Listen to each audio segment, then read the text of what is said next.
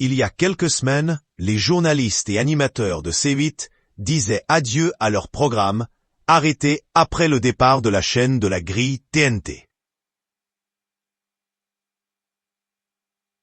Un coup dur sur lequel a accepté de revenir Valentine Sled, la fille de Sophie Davant et Pierre Sled, dans les colonnes de France Dimanche. L'occasion pour celle qui marche dans les pas de ses parents de rendre hommage à celui dont sa mère est finalement tombée amoureuse, William Lémergie. Du haut de ses 29 ans, Valentine Sled a plus d'une corde à son arc. Elle a donc su rebondir après la disparition de William à midi, ancienne émission de William Lémergie pour laquelle elle était chroniqueuse.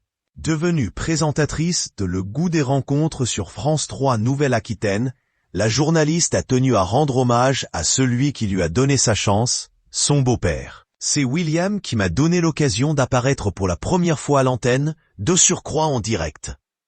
Quelle école, a d'abord raconté la sœur de Nicolas.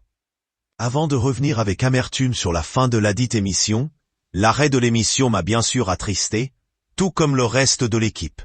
Surtout pour William qui a quand même plus de 40 ans de carrière. C'est une fin cruelle pour lui. Dans la foulée, Valentine Sled en a profité pour revenir plus longuement sur les rapports qu'elle entretient avec le compagnon de sa célèbre mère, Sophie Davant. Quelle chance j'ai eue de pouvoir évoluer à ses côtés pour la première fois en direct. William m'a beaucoup appris en si peu de temps. J'avais pleinement confiance en lui, j'écoutais tous ses conseils que j'essayais d'appliquer au mieux. Il a lancé tant d'animateurs et de chroniqueurs. Il restera pour moi le pape du direct à la télévision, a-t-elle lancé à nos confrères. Interrogée sur le poids de la carrière de ses parents sur la sienne, la jeune femme n'a pas hésité. Je me souviens de ce que m'a dit un jour un réalisateur.